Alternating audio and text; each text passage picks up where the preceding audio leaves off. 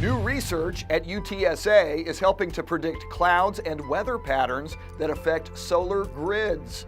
The idea is to improve solar forecasting at the Joint Base San Antonio microgrid and allow the bases to plan their solar energy usage and storage based on cloud cover. Let's go inside the lab at UTSA and learn more. On a clear day, it's very easy to predict what's called global horizontal irradiance. Basically, solar irradiance that feeds the PV arrays and produces electricity.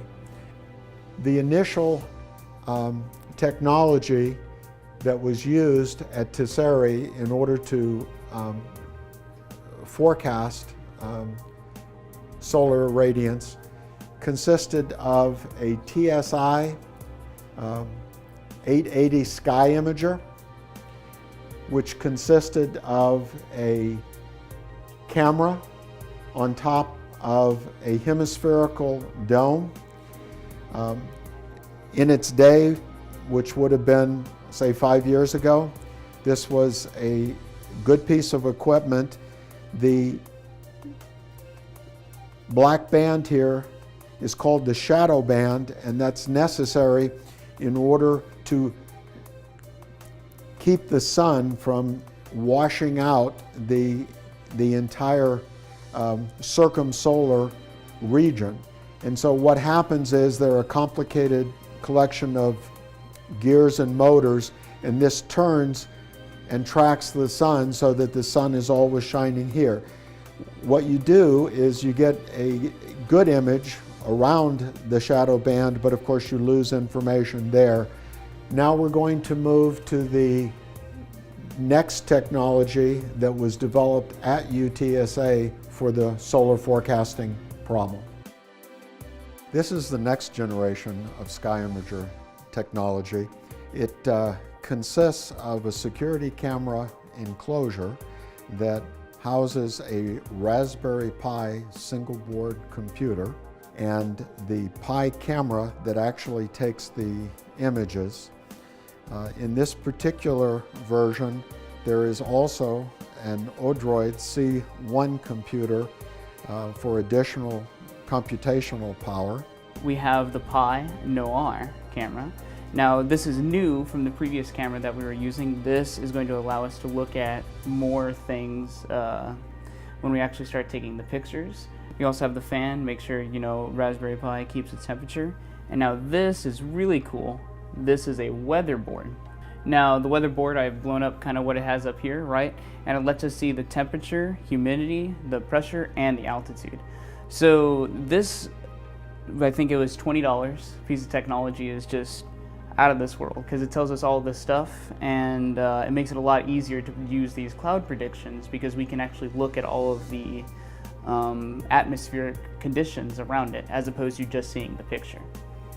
So you see that it represents a marked improvement over the earlier technologies. This was developed at UTSA, and there is currently one US patent and a patent in China that have been applied for this technology. There's a hardware side to this problem, and there's the data that is taken by the actual UTSA Sky Imager.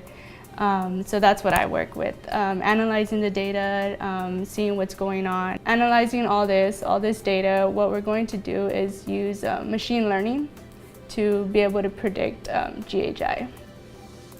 This is just a small structure of the type of machine learning we're using is neural networks. So in your input layer, you would have all this data, and in this case, we have our images and also various different parameters that we talked about that the weather board is able to capture. So the neural networks has a very amazing ability to, if you feed it data, it finds these patterns found within the data, and it could feed out your output layer, which is what you're trying to predict. In this case, we're trying to feed it data in order to predict our GHI. And if we can predict GHI, we can predict PV power, photovoltaic power output. And that's what's useful to utility companies, to the customers themselves who own solar panels. And yes, this is just a structure of what we have. If we can accurately forecast these drops in power, irradiance, the ramps, then we'll have a good handle on achieving what's called dispatchability of power. In other words, we'll be able to manage and control the electric grid in a way that's optimal.